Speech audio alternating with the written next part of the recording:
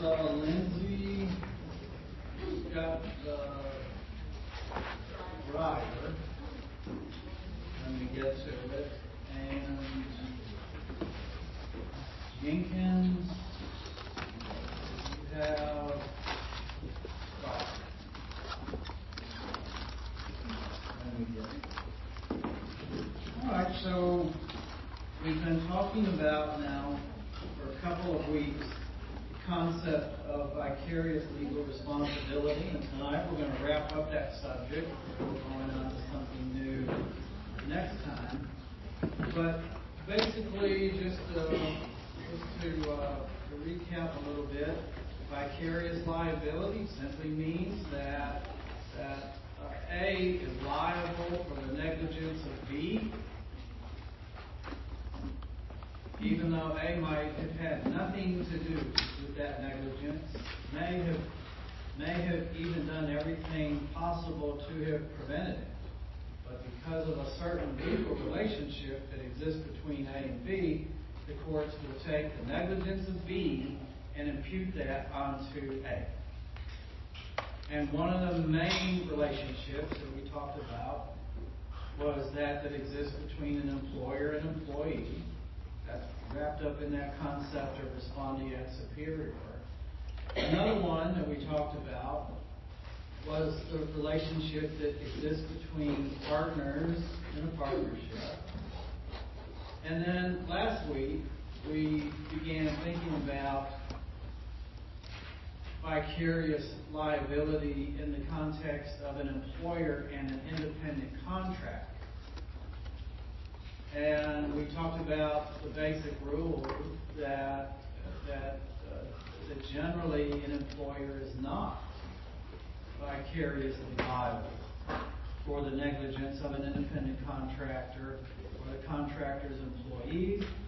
The rationale being that because the employer doesn't control the work performed by the independent contractor, the employer ought not be held vicariously liable. All that sound familiar? Good. We also looked at the Youngblood case. We spent a lot of time on that last week.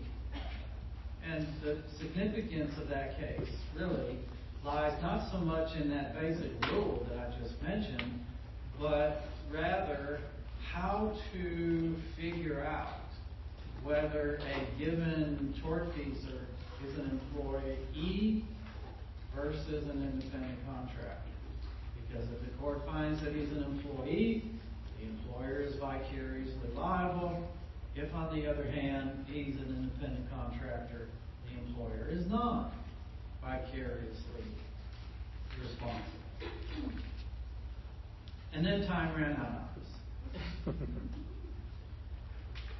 So, even though the rule is that an employer is not vicariously liable for the negligence of an independent contractor, there are some exceptions that I think are important to know about. And one of these should come as no great surprise, and that is if the employer is negligent in hiring or selecting the independent contractor, the employer can be held directly liable for that negligence. So maybe to say the same thing a little bit differently, employers do owe a duty of reasonable care in selecting reasonably competent independent contractors.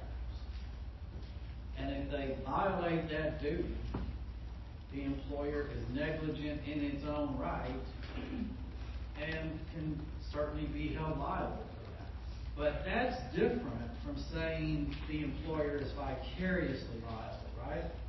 Vicarious liability means that the party sought to be held liable was not at fault, was not negligent. They didn't do anything wrong.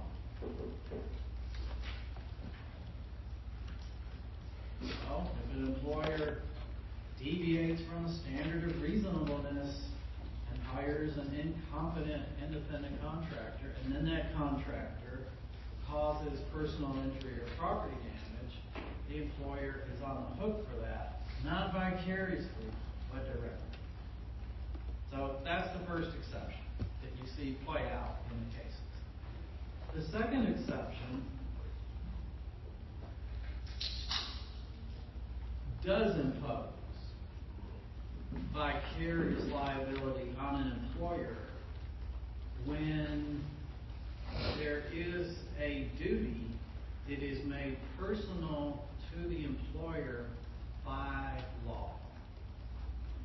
So if there is a statute, or if there is a regulation, there's some law that says, employer, you must do X. The employer can't avoid liability by hiring an independent contractor to do X.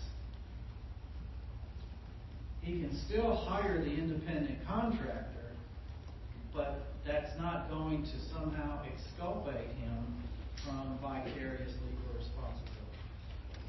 Let me give you an example, just to maybe make this a little more concrete.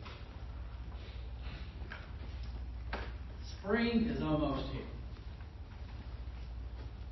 Not soon enough for my purposes, but it's coming.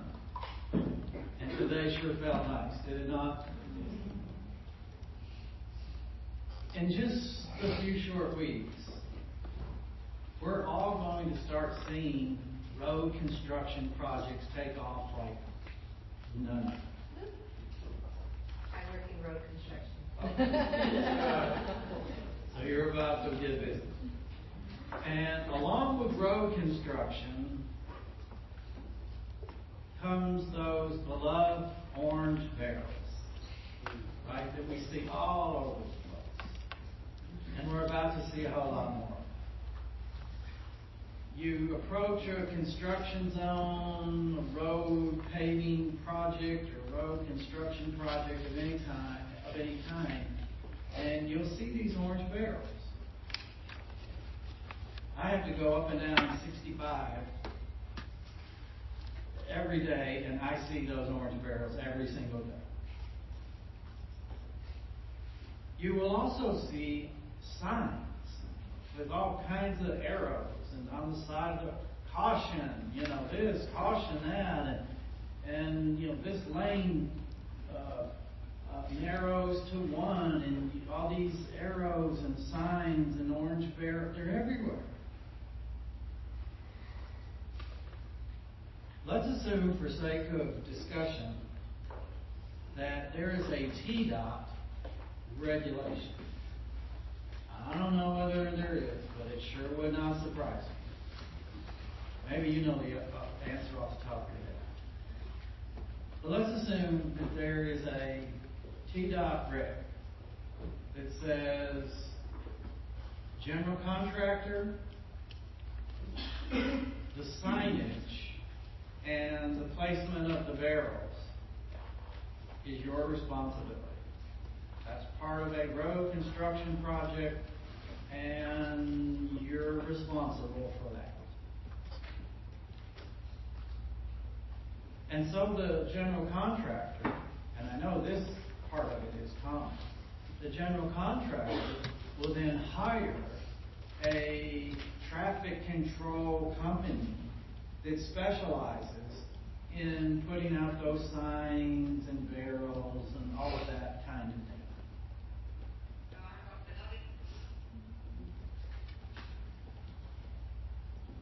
Let's assume that that independent contractor, traffic control subcontractor, is negligent and misplaces one of those signs that should have directed traffic this way instead of this way.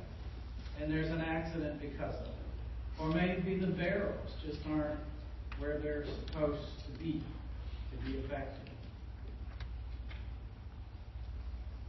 And so somebody is injured or somebody suffers property damage and sues the general contractor, that is the employer.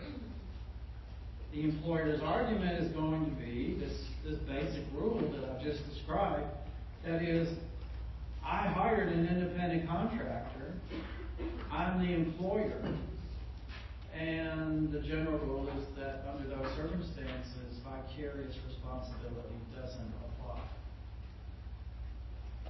The plaintiff's response should be, yes, what you said, Mr. Contractor, is true, but there is a law, my example, this T.Reg, that makes personal to you the duty to make sure that warnings and barrels and all of that are where they're supposed to be.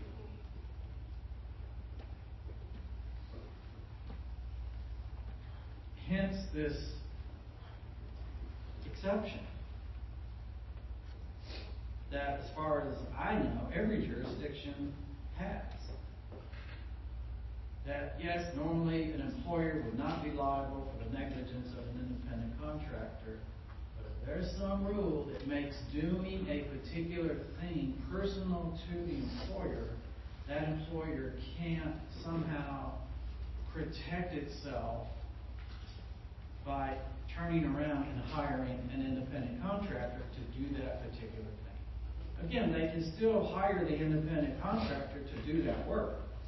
It's just that if the independent contractor is negligent, that will be transferred onto the shoulders of the independent contractor / employer.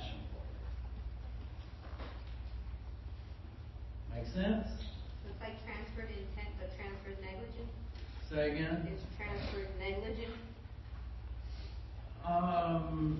If you want to think of it in those terms, sure. I would maybe think of it more in terms of transferring the liability for negligence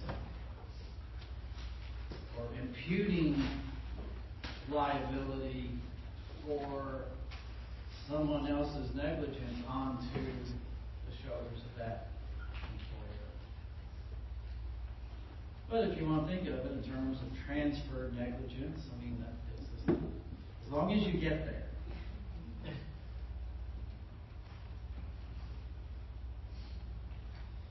Okay, so that's the second exception that sometimes pops up in cases. The third exception applies when the work that is involved can be characterized as inherently dangerous. Inherently dangerous work.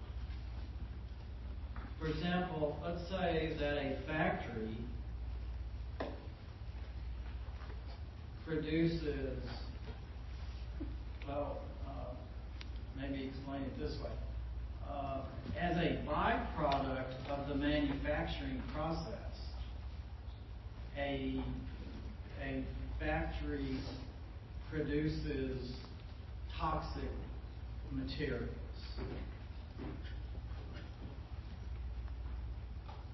And then the factory hires an independent contractor trucking company to haul that toxic material to some other place where it can be properly disposed of.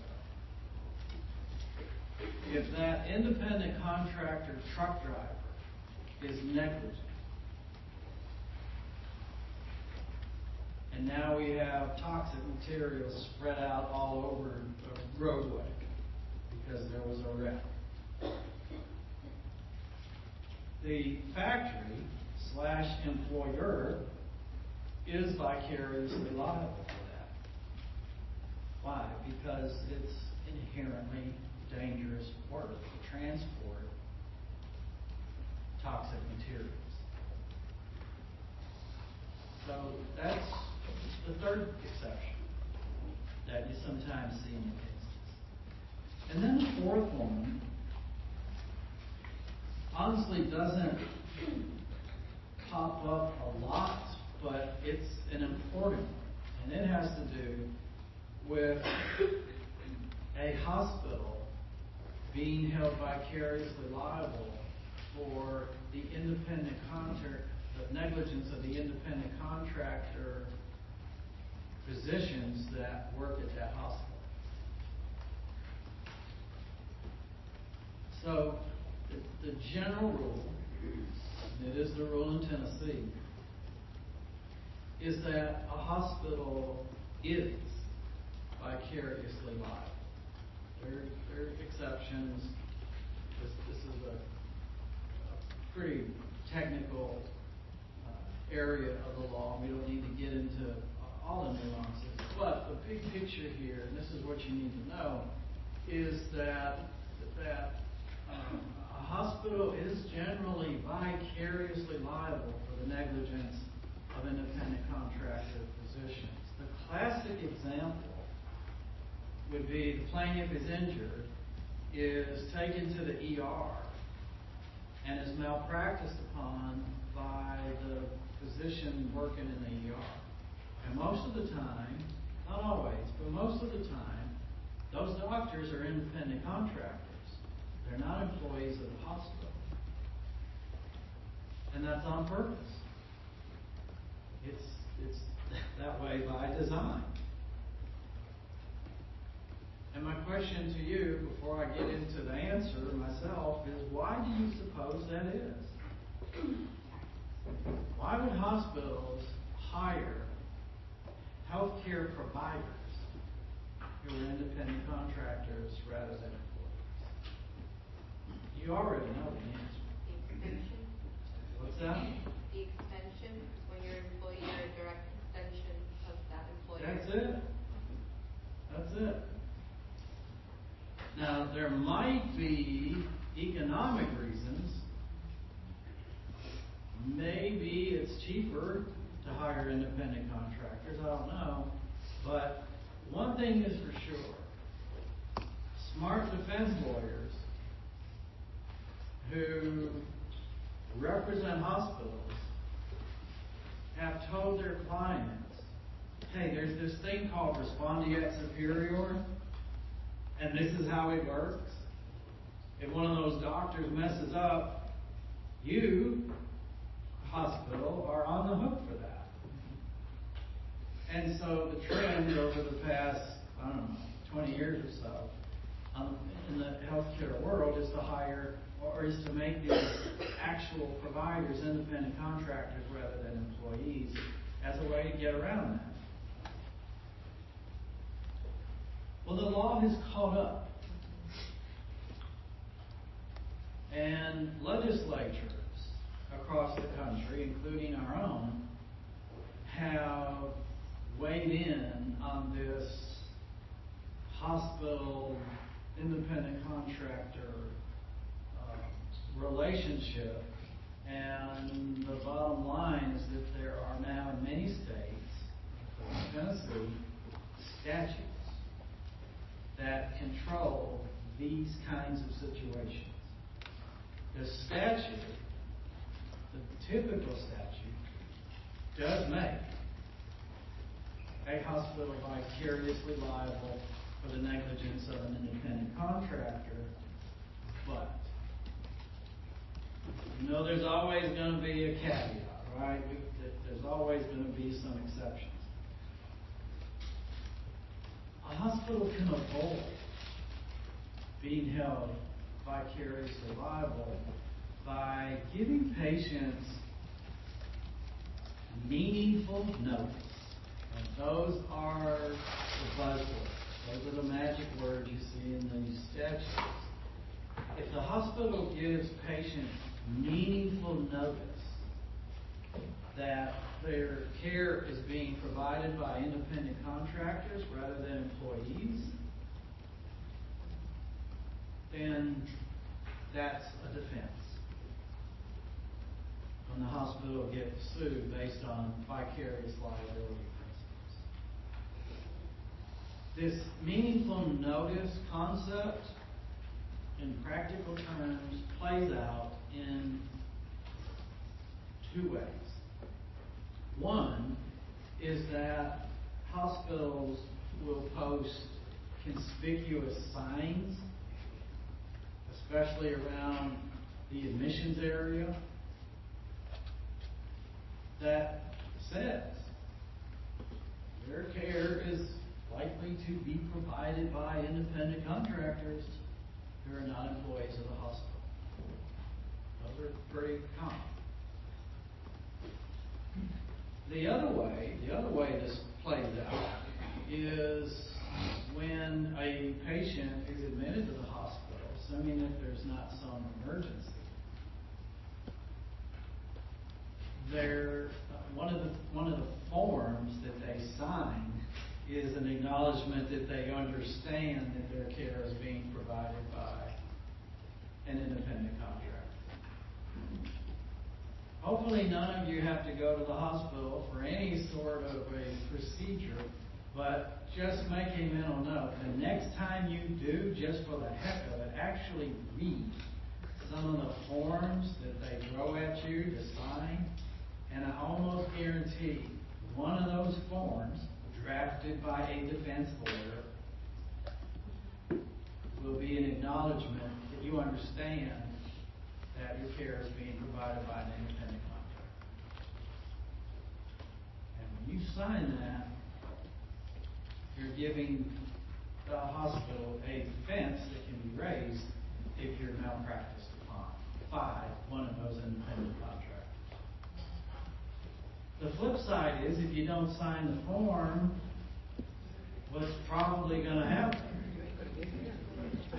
They're not going to touch you. They're going to send you down the road.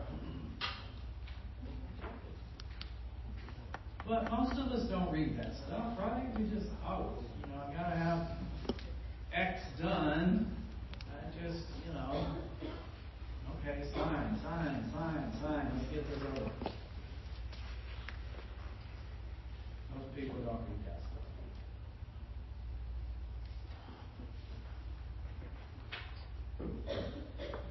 Those exceptions aside,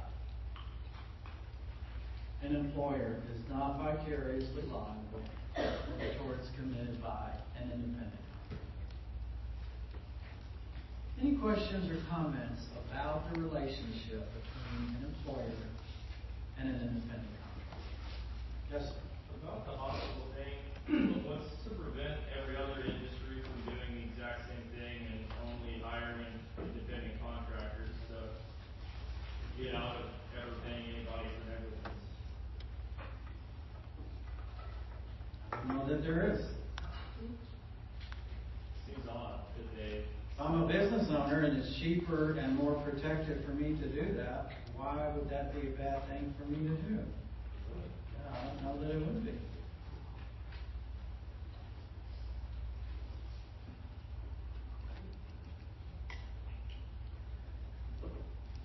Okay, so the next relationship that we need to talk about having vicarious liability implications is a joint venture, or is it sometimes called a joint enterprise, or is it sometimes called concert of action? All the same thing. Concert of action, joint enterprise, joint venture, same thing. This is a relationship that arises from an agreement. Sometimes an express agreement, sometimes an implied agreement. But it arises from an agreement of some sort, express or implied, between at least two people to undertake a common objective for an economic purpose. Sure sounds a lot like a partnership, doesn't it?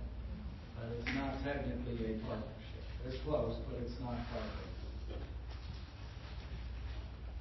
In order to establish a joint venture, it's got to be shown, first of all, that, as that definition suggests, there's a common purpose in coming together. Common objective there. Let's join forces and for the purpose of X. common purpose. That's number one. Number two, there's that agreement that I mentioned. Again, it can be something that is in writing, something that is expressed, or it can just be implied. But there does have to be an agreement. Third, there has to be an equal right among the people in that joint venture to control the venture. And that's where technically this parts ways with a partnership. If you have partners, but have majority partners and minority partners. With a joint venture, everybody has to have an equal say in the direction of the partnership and be able to control whatever relevant instrumentality used in the joint venture. Like a car. And then the fourth requirement is not uniform across the country, but it is true in a majority of states that there be some business or some financial purpose in the people coming together.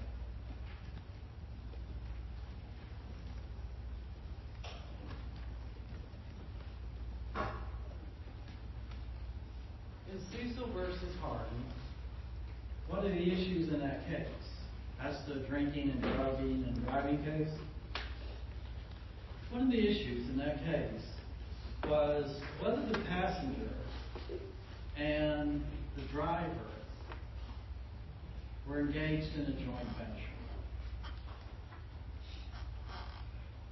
One of the plaintiff's arguments was that the passenger should be held vicariously liable for the negligence of the driver. Both of these young men were intoxicated, so much so that they hit somebody on a bicycle and didn't realize that they had done so, even though his head came through the windshield. And they just kept driving, caused one or two more accidents, and finally were stopped. Well, one of the arguments made by the plaintiffs was that the passenger was liable vicariously for the negligence of the driver on a joint venture theory. And the court found that there was no joint venture. At least a majority of the court found. The court was split. That was not a unanimous decision. But the majority found that there was no joint venture. My question to you all is why? These two guys, they were out to party, they shared alcohol, they shared drugs, they were in the car together. Why is that not a joint venture?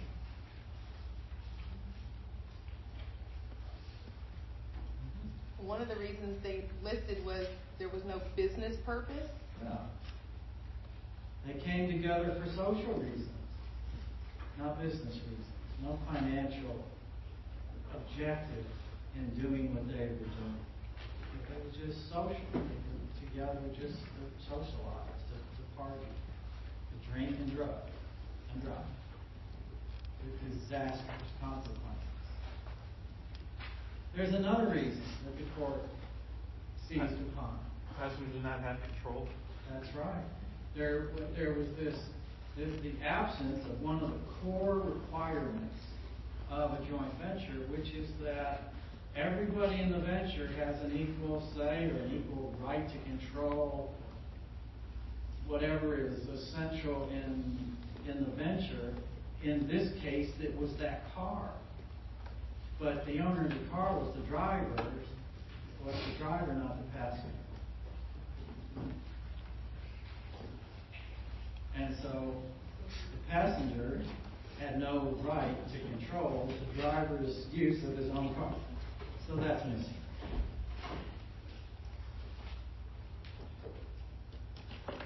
So no joint venture. Also in that case was an alternative argument made by the plaintiffs that the passenger ought to be held vicariously liable for the negligence of the driver because there was an aiding and abetting relationship, which is different from a joint venture. Aiding and abetting simply means that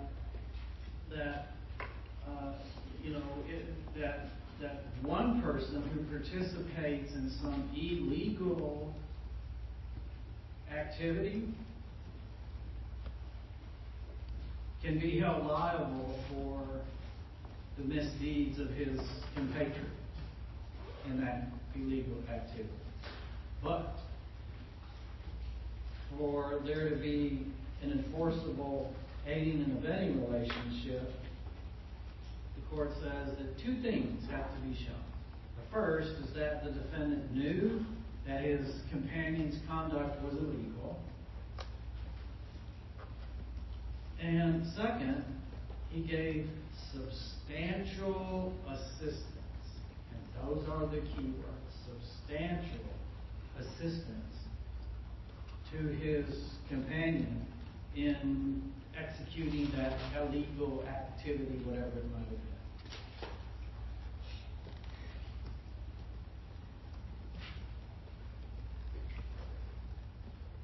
Was there an aiding and abetting relationship in Cecil versus Harvey? You say no. But isn't it true that a passenger gave some of the alcohol to the driver that he drank? Why is that not substantial assistance or encouragement? He didn't make him drive, which was the illegal aspect. He didn't make him get behind the wheel and drive the car. Not really. I mean, what you said is true, but that's not really what the court focused on. Yes, ma'am. He didn't have a duty to stop him or prevent him from drunk driving. No, that's not it either. Yeah. There's no duty for between social guests to police sobriety Well, and purging alcohol. we're getting close. Getting close. Yes, ma'am. It's not the providing of the alcohol, it's the consumption. That's it right there. That's it. Remember us talking about that? The law takes the position that when it comes to furnishing alcohol as opposed to selling alcohol, it's the providing the alcohol that constitutes the proximate and legal cause of a bad thing. I'm sorry, I had this backwards. It's the consumption of the alcohol instead of the providing of the alcohol. That's the proximate cause or legal cause of the bad thing that happened. To say the same thing a little bit differently, and I think this is exactly how the court says it. It wasn't illegal for the passenger to give his friend alcohol.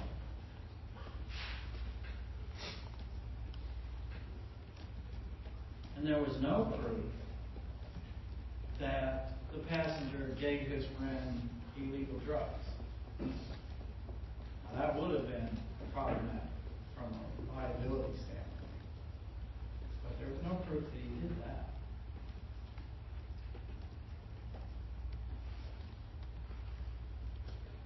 So there was not, bottom line, there was not this substantial assistance piece that is essential in creating an aiding and abetting relationship.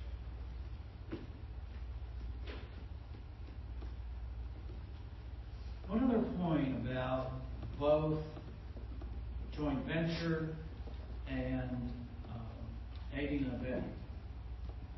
If the court finds that those relationships exist, everyone involved is vicariously liable, But to take it a next step, they are jointly and severally liable.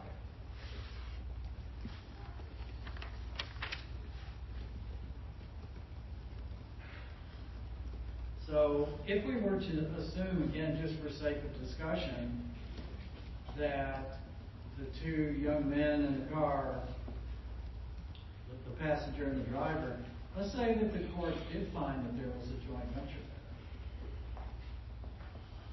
there. They're jointly and severally liable. So what that means is that the plaintiff could sue just one and recover 100% of his damages, or sue just the other one and recover 100% of his damages, or sue them both and recover in whatever portion or percentage the plaintiff chooses.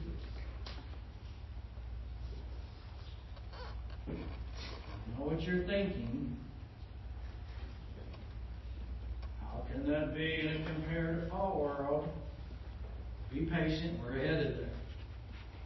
But first we have to understand the basic problem.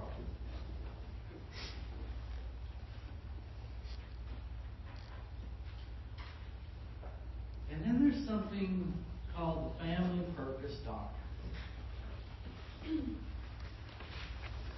The starting point here, the rule, if you want to think of it in those terms, is that a person who has the right to control a vehicle, which may or may not be the technical owner of it, but it's the person who has the right to control its use, is vicariously liable for the negligence of a family member using that vehicle.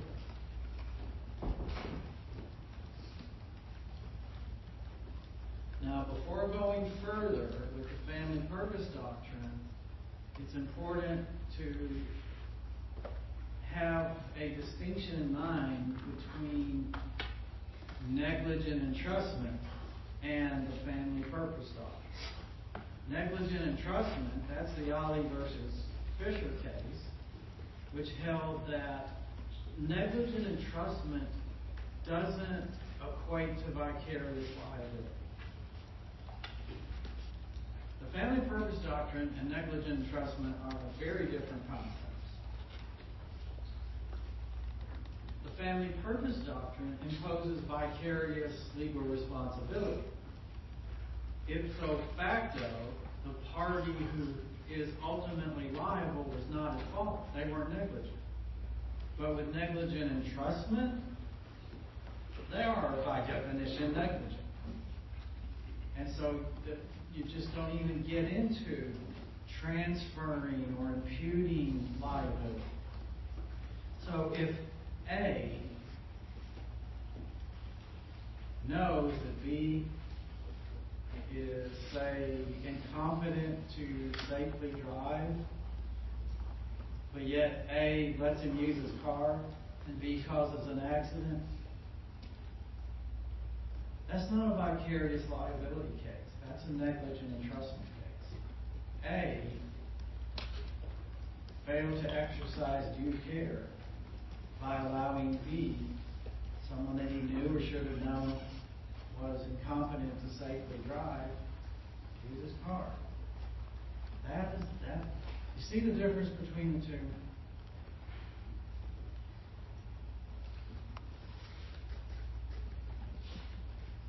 I'm getting a lot of blank stares, but that's okay. Just sort of let that sit down through.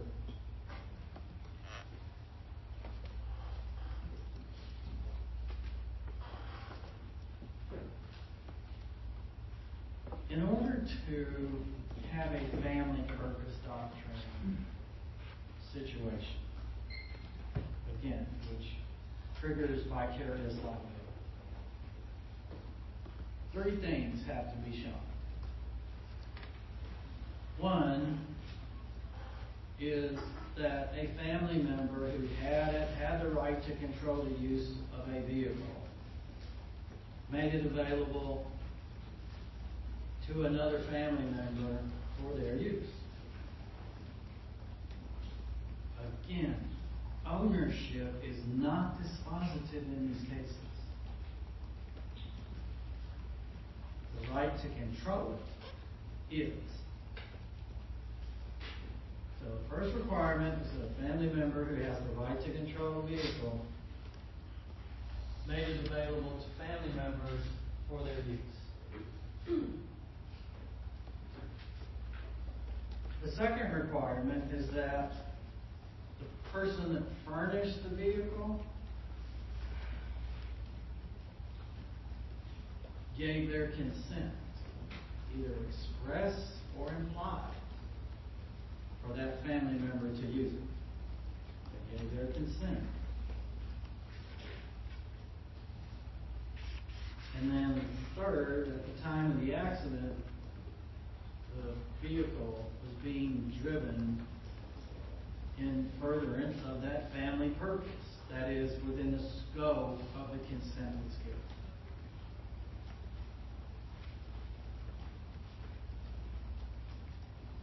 Assuming those three requirements are satisfied, the furnisher of the vehicle is vicariously liable, even though they did nothing wrong in a negligent sense. Or do you want to think of it this way? They're faultless, yet liable for 100% of the harm, if the family purpose doctrine applies.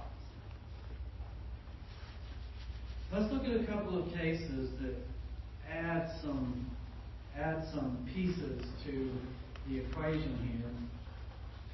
The first one is Driver versus Smith.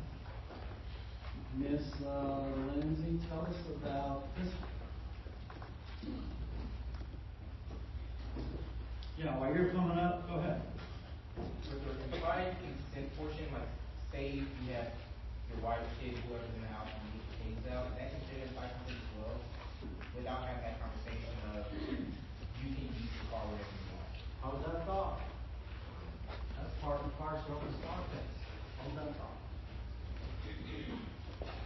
Okay, so Mr. Driver is the father of Gail Driver, and Mr. and Mrs. Driver gave their daughter permission to drive their family vehicle on the night that this accident occurred. How old is the daughter? She was 18. Does that matter? It doesn't in this one. Would it matter in any one? No, it would not. So that's the first point. We haven't even gotten into the details of this case, but that's the first important point to be drawn from this case. Age doesn't matter. The driver of the car, that family member driver, could be 16 or could be 68. It would make no difference. Age is not dispositive in these cases. Okay, so what happens? Okay, so the daughter and Kate Hamilton, who is a friend of the daughters,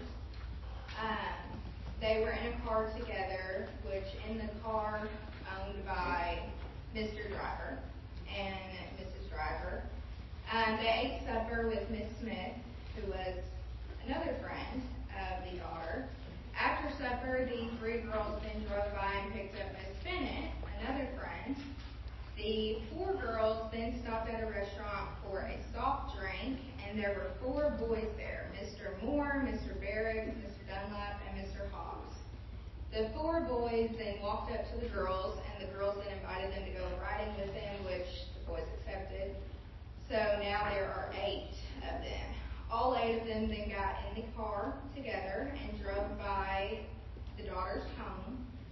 And the daughter then obtained permission from her parents to ride around a little longer, all 8 of them. Okay, just that little fact right there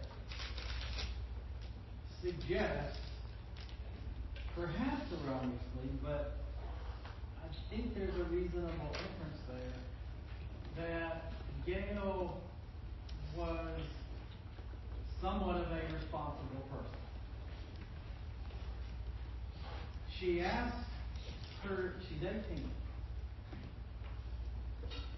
yet she asked her parents, "Hey, can I use your car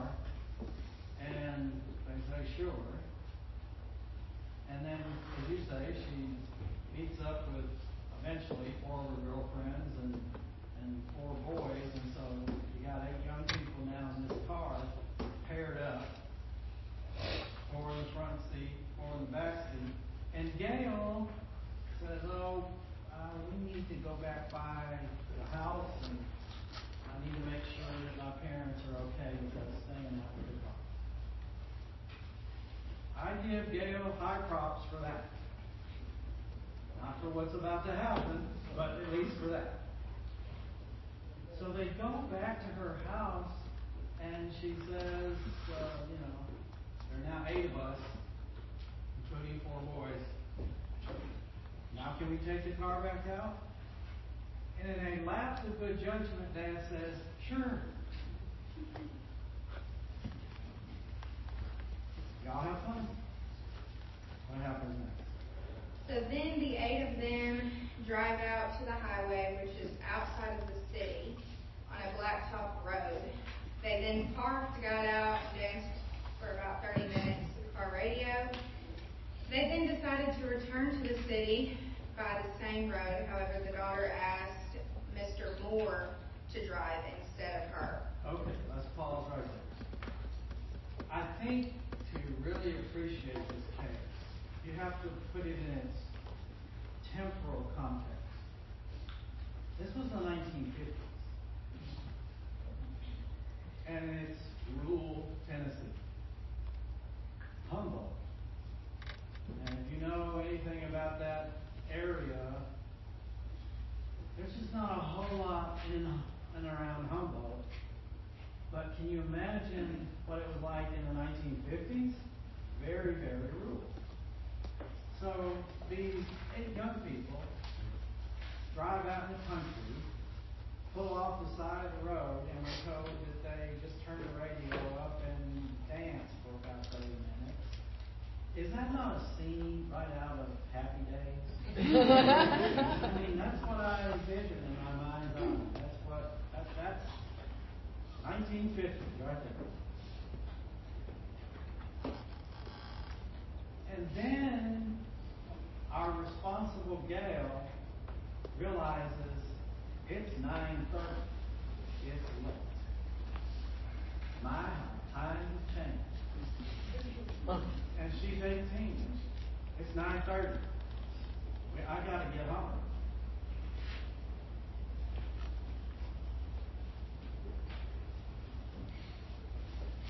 What happens next?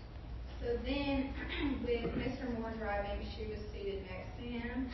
And on the way to the city, there were several couples in the car that were kissing. The daughter then expressed that she was feeling left out. So then she proceeded to lean over to Mr. Moore while he was driving. He's going 40 miles per hour.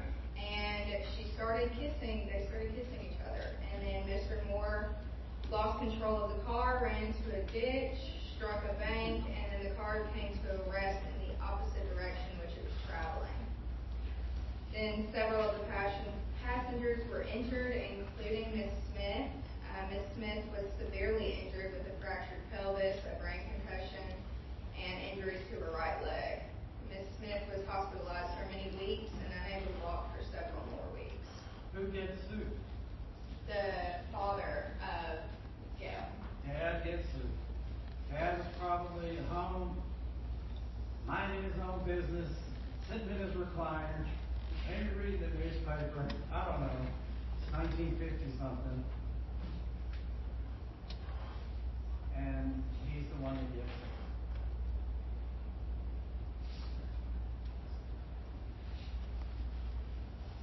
The plaintiff's theory is Dad is vicariously liable under the family purpose doctrine, right?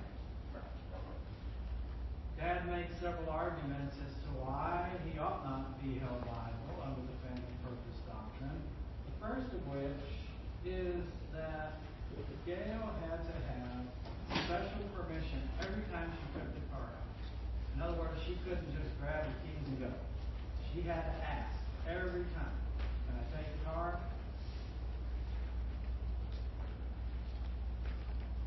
Did that argument avail Dad anything? No, it did not. Why not? Because the court said that he So he admitted to furnishing the car for the use and convenience of the family, including the daughter. So the special permission, it bears nothing. It doesn't matter at all. Given the underlying purpose of the family purpose doctrine, it doesn't make any difference.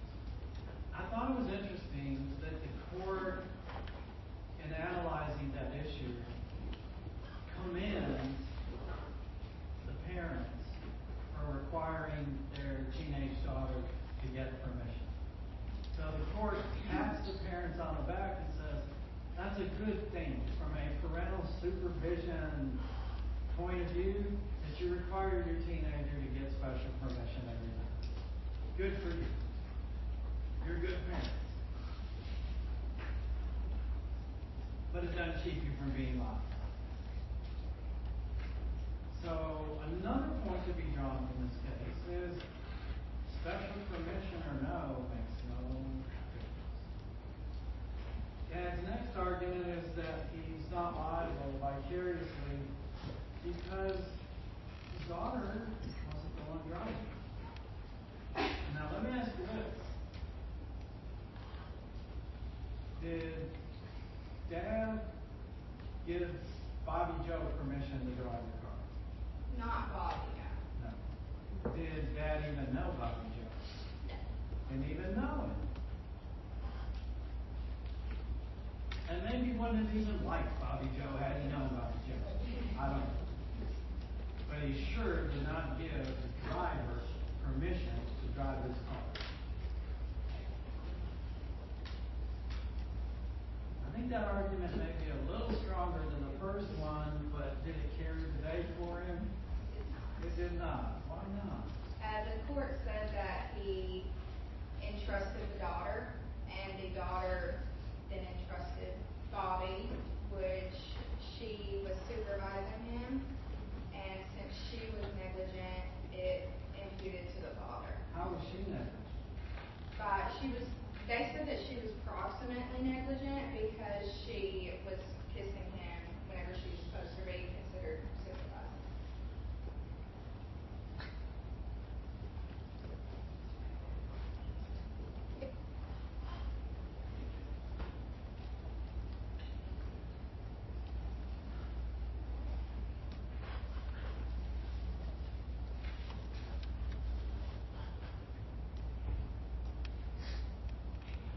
As you pointed out, Gail looks around and sees that everybody else is carrying on. And she makes a comment, well, I feel left out, and she just starts kissing on Bobby Joe. He just loses focus and drives the car to death. Is that not what happened? That's exactly what happened in this case. You can't make up facts like that. You just cannot make this up. And Dad says, Bobby Joe drove in the ditch, and as a result of that, these young people were injured, and I didn't even know this kid. The court's response was, that may be true, but the person you gave permission to use your car in turn gave Bobby Joe permission, and Gail was negligent in kissing the driver of a moving car. Finds the court.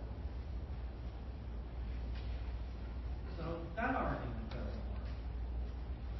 At this point, I'm sure Dad's getting desperate, and his last argument, his last-ditch effort to avoid liability under the family purpose doctrine is, well, they were exceeding the scope of the permission that I gave.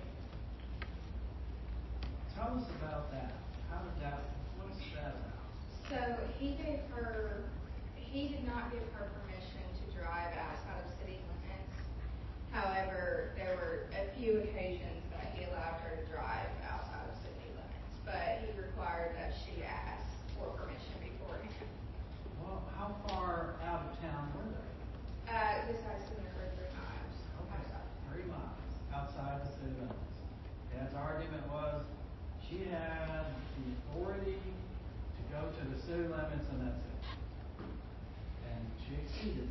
3 miles.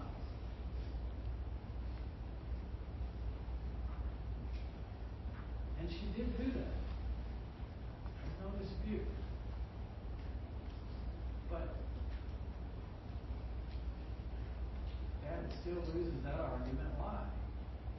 They said that it wouldn't constitute a material deviation with it just being 3 miles outside of the city. That's right. I'm glad you used those words, because that is the standard in these cases.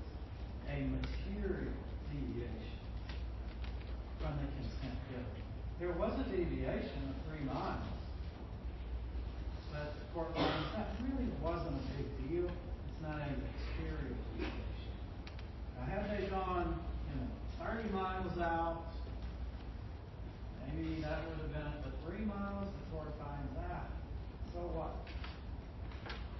Coupled with the fact that this was a requirement, in quotation marks, that wasn't strictly enforced by the parents.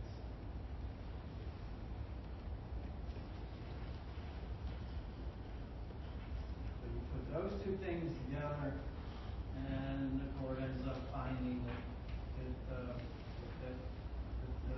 the fact that she exceeded the scope of the authority given was not, it meant it wasn't disqualified.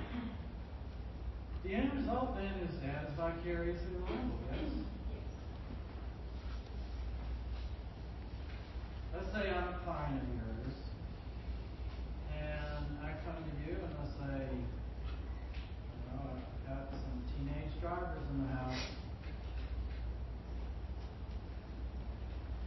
Is there any advice that you might give me?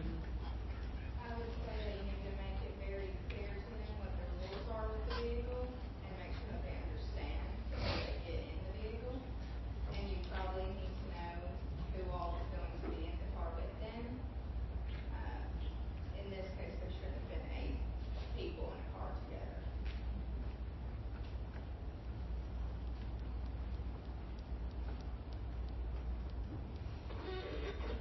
I think that's good advice. What if, lawyer, what about this? What do you think about this, lawyer?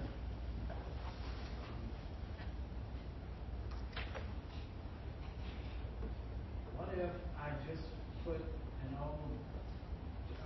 a spare car that we have, just an old beater car? What if I just put that in her name and let her use that instead of my car? No. I would say no, you should not. It makes no difference. We began this discussion of family purpose by making the point ownership is not dispositive, right? It's the right to control the car. At least if the person is a minor, it's still, even though it might be titled in the minor's name, the parent still has the right to control the use of that vehicle. So you can't get around the family purpose doctrine by playing a shell game with ownership. Any other advice that you might give me about my teenage drivers? I would just say that I would just emphasize on laying out strict rules. You need to be pretty strict on the rules and permission. Just make sure that they understand. Any other advice? Lawyers? Yes, ma'am. Insurance. Lots of good insurance. That might be the first thing I tell them. Lots of insurance. I was never, my wife and I were never so glad to get our 3 kids off our insurance.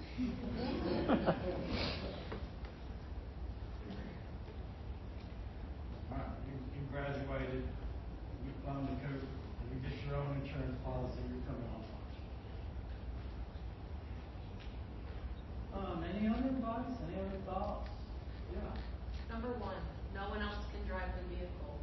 You alone drive it. Yeah, Number 2, waiting for that one. Keep your lips to yourself. Yeah, you're probably wasting your time on that one, but you gotta give us your best shot at this one.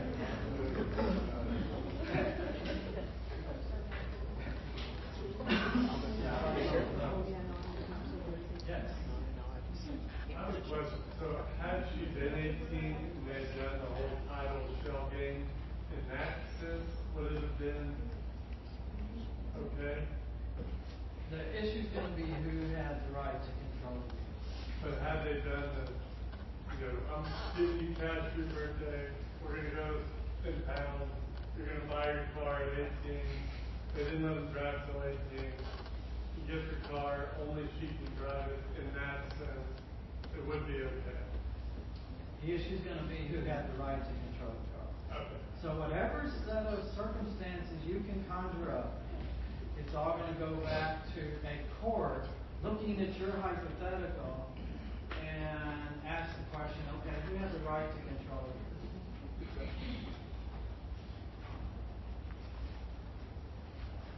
If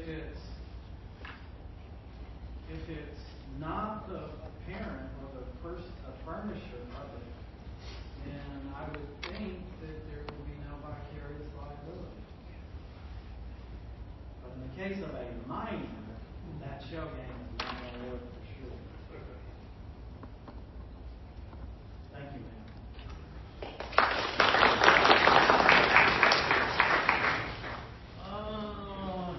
Why don't we just go right into the next one? Starr versus Hill. That's another interesting case. Ms. Jenkins, tell us about this one.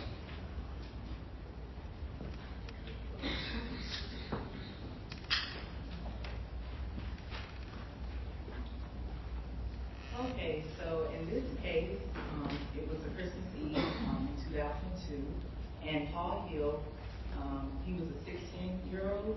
He was involved in a car accident while driving a vehicle of his father's. He was with his sister and his sister's friend. After shopping, Christmas shopping for the sister, they had a car accident with Arlene R. Starr. She was the plaintiff in this case. And they collided. And so she sued them. She sued the father, and she sued the son, saying that the son was negligent because he was driving, and the father, she said that he owned the vehicle, since the dad owned the vehicle, that he should be held vicariously. On what theory? Under the family purpose. So the father argued And I quibble with that, only to make a point that that ownership by itself doesn't trigger vicarious legal responsibility. Family purpose doctrine does.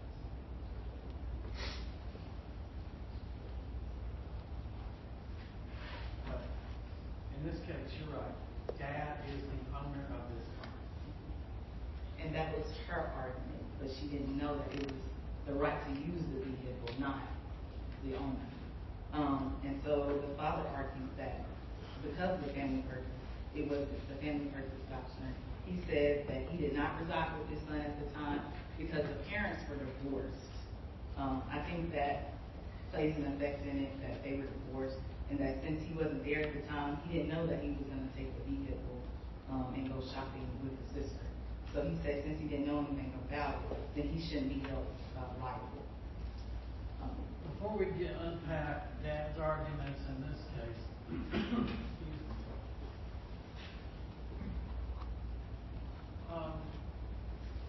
the court discusses why we even have this thing called the family purpose doctrine to begin with. What purpose does it serve? Why have it? Because I feel like when you're dealing with teenagers, someone has to be liable, especially when they are 18 or under. Like somebody needs to have control over their children. So that's why you have to have the head of the household over So, their children. I mean, that's exactly right. The court said there are two reasons, and you hit it, for the family purpose doctrine. One is to encourage parents to supervise their minor drivers. They know if they don't do that and something bad happens, they're on the hook. And the other is to make a deep pocket, or at least a deeper pocket, available to the injured party. And the family purpose doctrine does both of those things. The court also points out something that I thought was interesting in talking about the history of this doctrine. This isn't something that's new to the law. This has been around since the time cars first were used. This goes in Tennessee.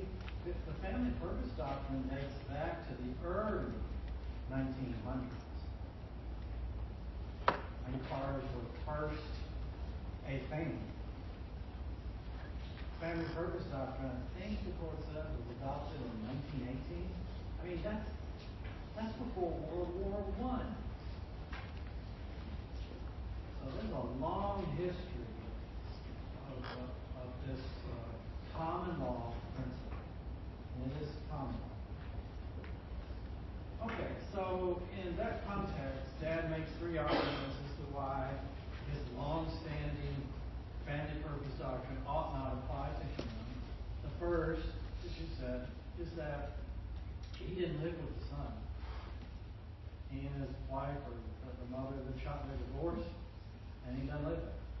There is no common residence. How does the court address that particular argument? But I don't live with him. Okay, I have that in here.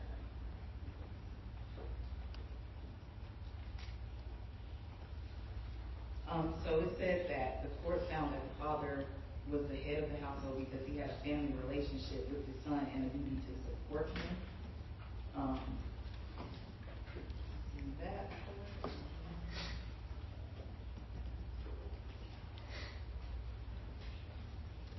regardless of him being in the household, he still had control over the use of the vehicle. Not that part of it. Just the first part. What about just this? Is common residency a requirement? No. No. So that puts that argument to rest right there. Common residency is not a requirement.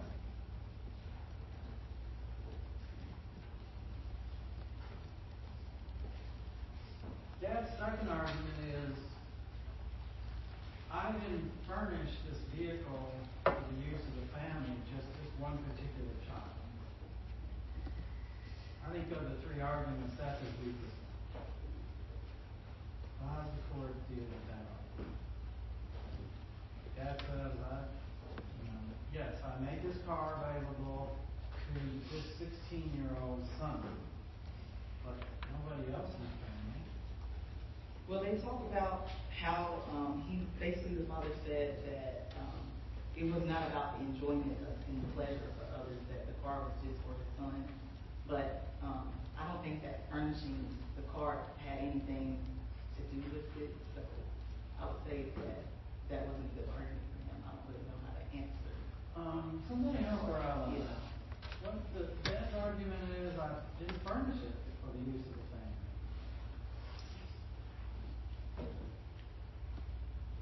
That is a weak argument, and the court has no trouble knocking that one down. Yes, ma'am. The court said in response that since he has the car, it helps the family since he drives himself everywhere. Okay. Yeah. The boy is your family. The son is your family. So you did provide the car for the benefit and purpose of the family, i.e. the boy. Now that one goes nowhere. His third argument is the best of the three, and it's the one that gives the court pause, which is, I didn't have day-to-day control over him.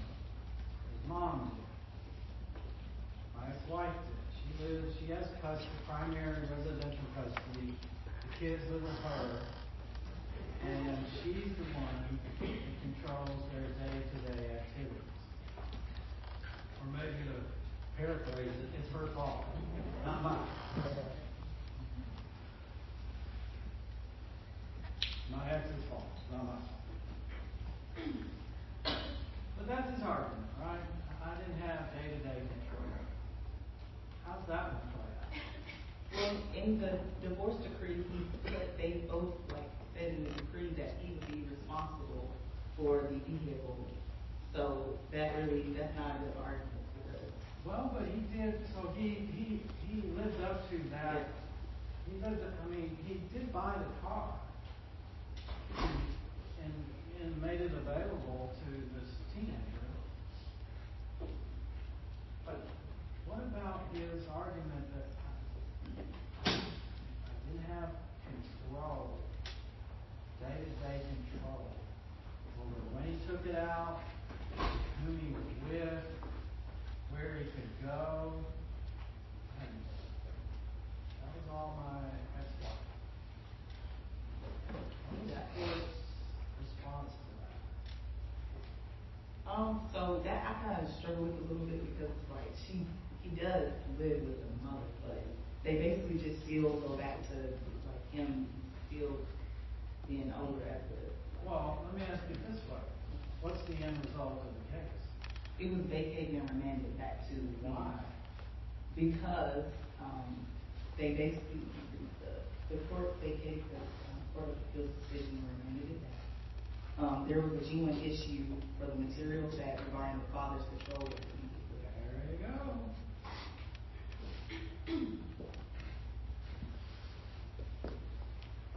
Whether he exercised sufficient control is a jury question. So you're going to put 12 reasonable people in a box, explain it all to them, and let them make the judgment call. So the Supreme Court finds that the first two arguments have no merit. But it's this third one, control, that the court did not decide as a matter of law one way or the other. Because there is this question of fact that they sent back to have a trial on. What's your takeaway here? What's this case teach you about the law that you just didn't know? I just didn't think that, since the father wasn't in the accident, that he would be held liable, and that the son lives with his mother, that it could potentially probably be her since the son lives with her, but that's not how it works in this case. So I put as my key takeaway, regardless if you're not. Oh, you saw that question coming. You proactively put something down. What did you put down? I said, regardless if you are not in the actual car accident, you can still be held liable under the family parent doctrine. And that you can be held vicariously liable for a family member's negligent operation of the vehicle. Even if you don't live in the house. Yes, even if you don't live in the house. I think that's the import of this case.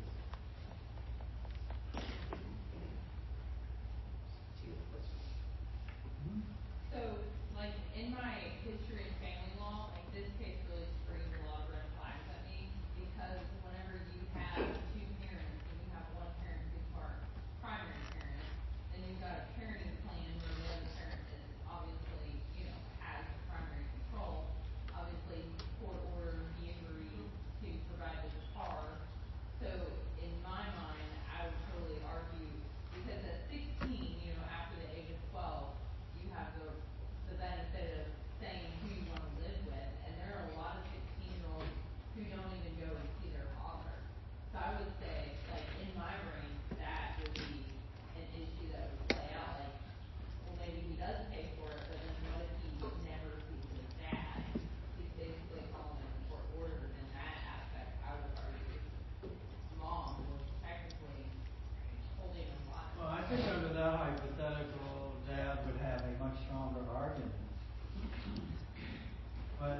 again, whatever circumstances you can just conjure up, you know what the issue will be, the court will have to decide. So depending on which side of the case you're on, you can marshal your argument accordingly.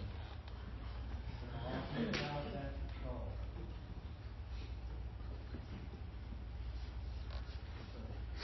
I agree with you.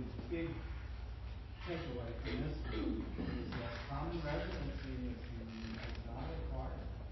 That's a big deal. A very big deal.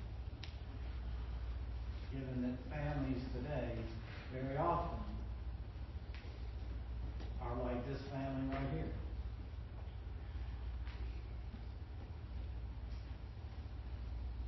And teenagers are still going to get in wrecks. And the courts have to figure out, okay, is it mom, is it dad, or is it both?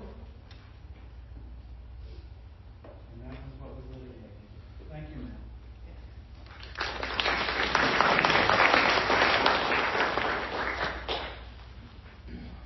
Other than the family purpose doctrine, are parents generally liable vicariously for the negligence of their kids? No. No. That concept is not new to us. We talked about that several times now, going way back even to intentional torts.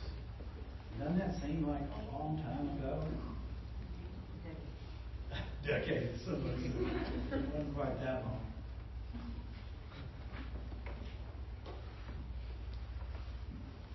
Do you remember an exception we talked about way back when? Normally, parents are not vicariously liable for the negligence of their children. The big exception is family purpose. But there's another one that we talked about. Yeah. Vandalism? Yes. Vandalism of what? Just anything? Public property. Even was another requirement. A child must have been convicted, even though that word doesn't quite work in the juvenile court world. For our purposes, the child must have been convicted of doing that on a prior occasion. Only then are the parents vicarious.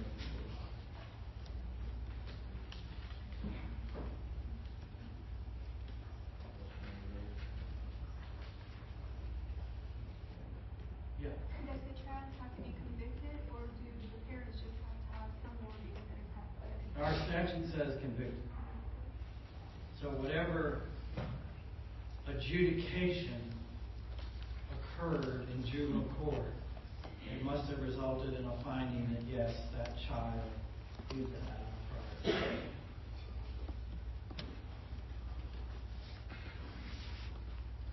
Okay, the question that we need to end with tonight is whether vicarious liability survives the adoption of comparative fault and the abolition of joint and several liability. We circle back around to read Kemper versus Minor a second time. First time we did it was in the context of negligent infliction of emotional distress.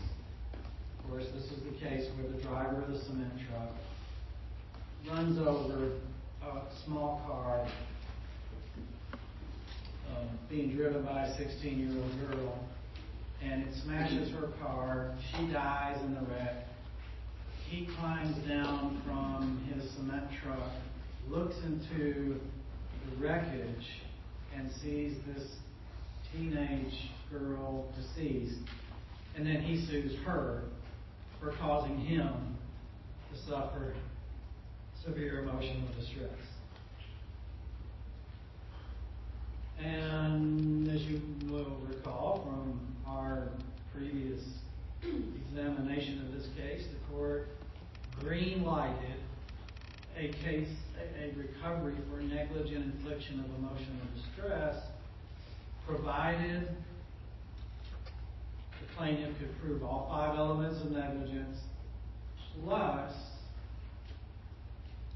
2 other things. What is it? What are those? Plus 2 things. I read this case twice now. Yeah, go ahead. Physical injury and close relationship? Say again? Physical injury and close relationship? No.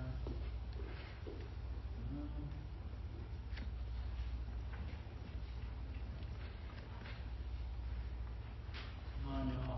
Yeah. I hear, that the distress was treated like a negligent taking and that the emotional distress was serious, severe, and proven by That's it. Those are the 2 Camper requirements.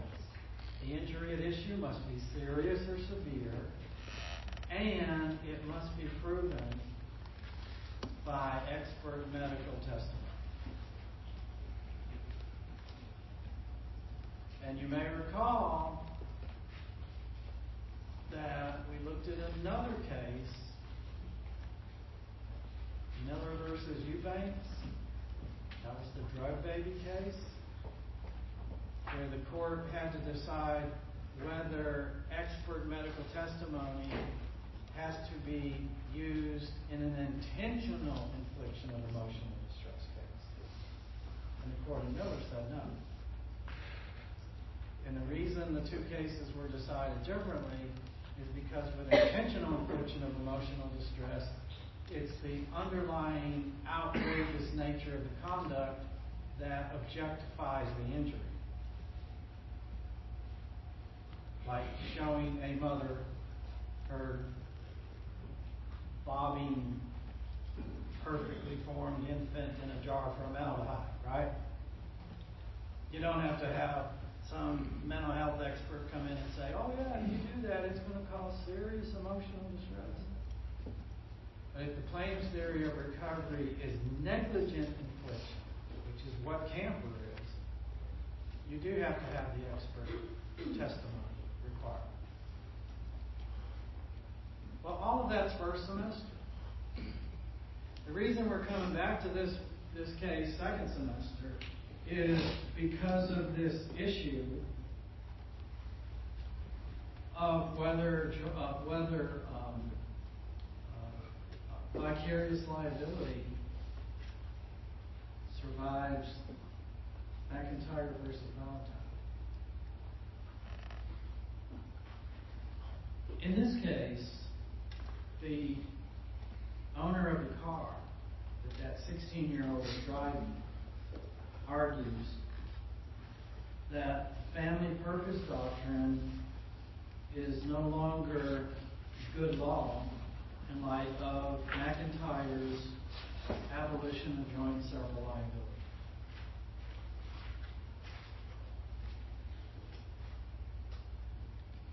On its face, that's a pretty good argument. Because as you remember, in Part 5 of McIntyre, there's that paragraph in there where the court clearly said that because joint and several liability can impose liability in a way that is disproportionate to fault, joint and several is obsolete. So the defendant, this case then comes along, and the defendant throws that language back up at the court and says, the family purpose doctrine is just a variant of joint and several liability. And it is. That is correct. It is. If the family purpose doctrine of joint and several applies. Same with concert of action. Same with aiding and abetting. Same with employer-employee / respondeat superior. Same with partners in a partnership. All of these relationships are variants of joint and several liability. And so this case comes along and makes a very interesting argument, which is that by necessary implication, the court abolished all of this, but specifically the family purpose doctrine. So here's my question to you all. Is the family purpose doctrine still good law after Camper versus Minor?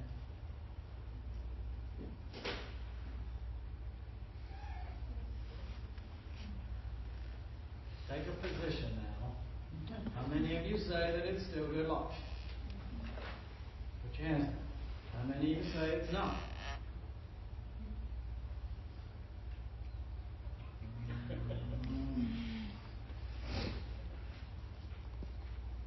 Well, it is still good law. But here's the harder question. How can it still be good law if joint and several liability is obsolete?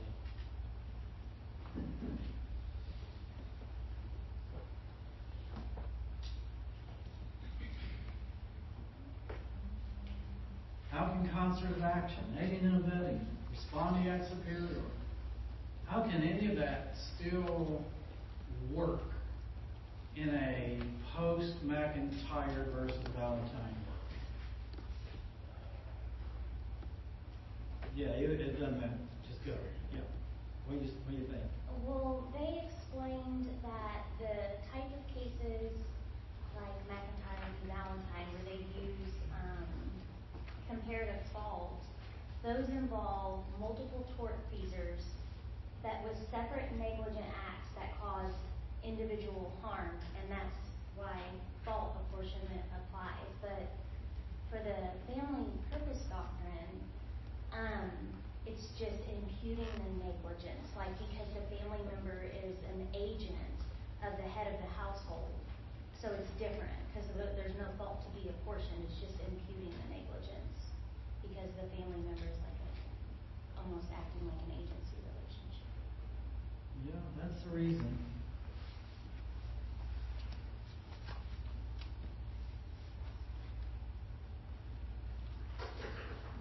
That is the reason. That is the court's rationale. But my follow-up question then is, I thought the goal of comparative fault was to link liability with fault.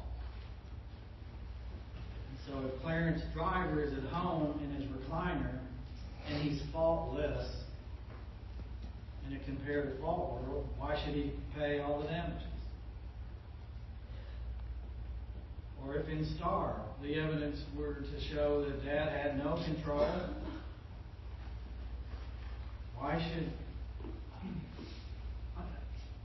If you're faultless, the goal of comparative fault is to link liability with fault. So is Camper versus Minor consistent with that goal?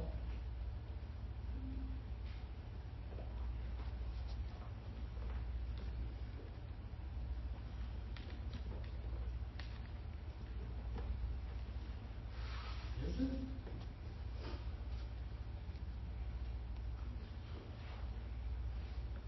I would suggest the answer is no.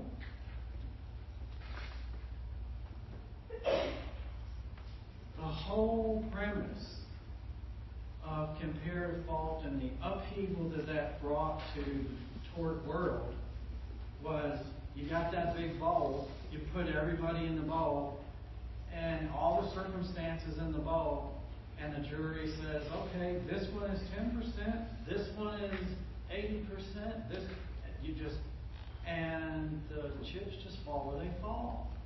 You link liability with fault. Tortfeasors only pay to the extent they are at fault.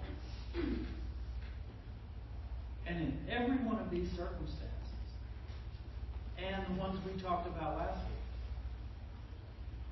the party who has to pay the damages is faultless.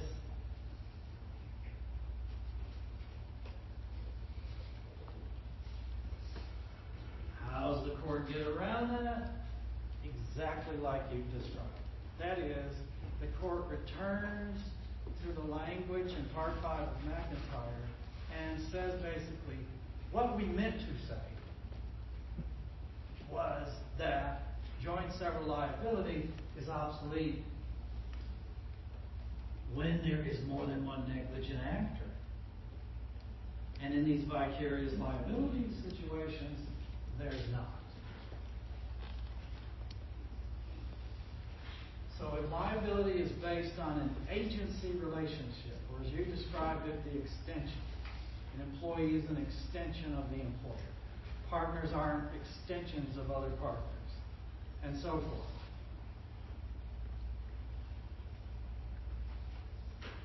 Part 5 of McIntyre, at least that one paragraph, was not aimed at any of these legal relationships.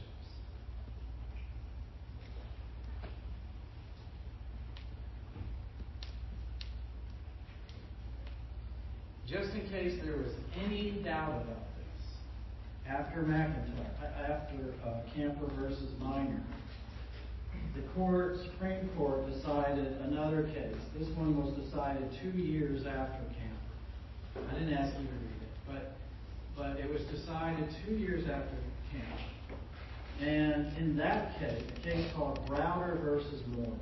You don't need to read it. But 2 years after Camper, the court held, quote, vicarious liability still applies where liability attaches under the family purpose doctrine, respondeat superior, or similar circumstance where liability is vicarious due to an agency-type relationship between the active or actual wrongdoer and the one who is vicariously responsible. So is vicarious liability still with us despite the court's statement in McIntyre that joint several is obsolete? The answer is a resounding yes. Now, you all are coming along at a very fortunate point in your legal career because for years, when we would get to this point in courts, I would have to end class by taking a marker and putting a great big question mark on this entire outline. It was unclear. The law was unclear.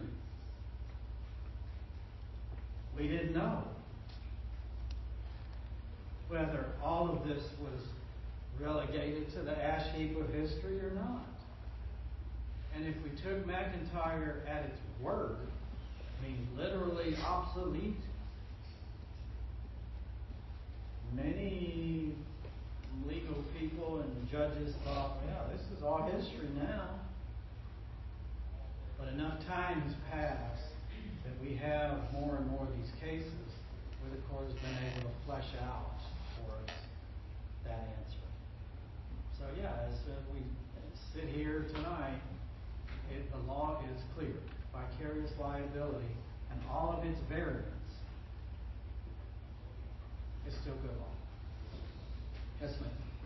Can you give us a quick working example? So pretend in the last case, the family doctrine applied, but also so did vicarious liability, and they were found guilty. How would that ruling look? I don't follow you. Well, you said both of them apply, right? Like, how would so if the father was found liable, right, under the family doctrine, and then the father and the daughter were found vicariously liable. It's one and the same. So If the family purpose doctrine applies, by definition, the father is vicariously liable for the negligence of the daughter. Okay, but it would be the same rule. It is the same rule. Okay. It is the same rule.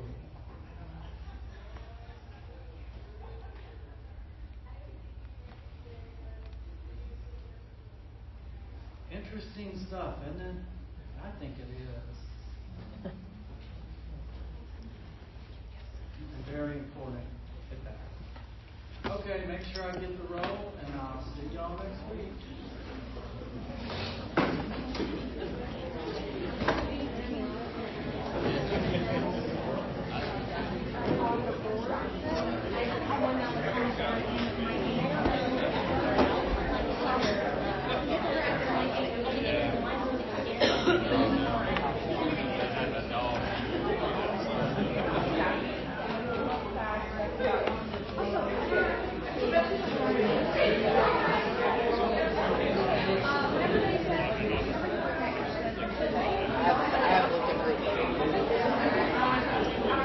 I deleted it. Don't worry, get on my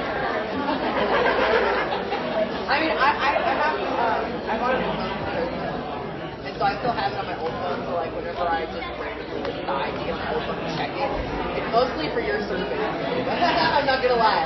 I actually am a survey fan. I love it.